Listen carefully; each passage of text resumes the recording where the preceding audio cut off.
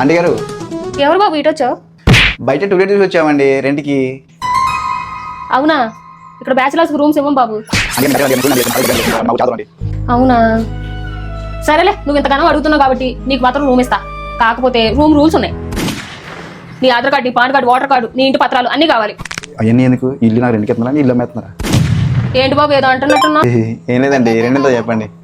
Rent 10,000, 5 నెలల advance ముందే కట్టాలి. వాటర్ బిల్లు, కరెంట్ బిల్లు మీదే. ఇంట్లో ఏమైనా చిన్న చిన్న రిపేర్స్ ఉన్నాయనుకో అవి కూడా మీరే చేసుకోవాలి. మాకు మాత్రం ఎటువంటి సంబంధం లేదు. సరే ఆంటీ గారు. ఎంత చచ్చిపోతున్నా ఏంటి? పైనుంచి ఏదో సౌండ్ అవుతుంది.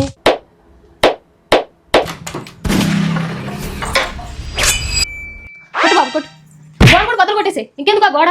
పని చేయకూడదు. ఆంటీ గారు దేవుడు ఫోటో కోసం మేక కొడుతుందండి.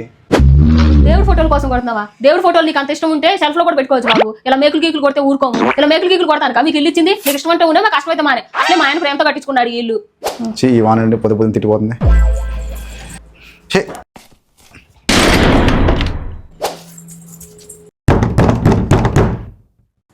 మళ్ళీ డోర్ దబాతున్నారు. ఏంటి బాబు డోర్ బద్దలు కొట్టేస్తున్నావేంది?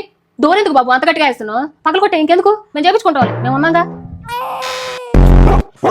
ఏంటి బాబు కుక్కర్కి వినిపిస్తున్నాయి ఏంటి? అదా పెట్టుడా అంటే నిన్నే తీసుకొచ్చా.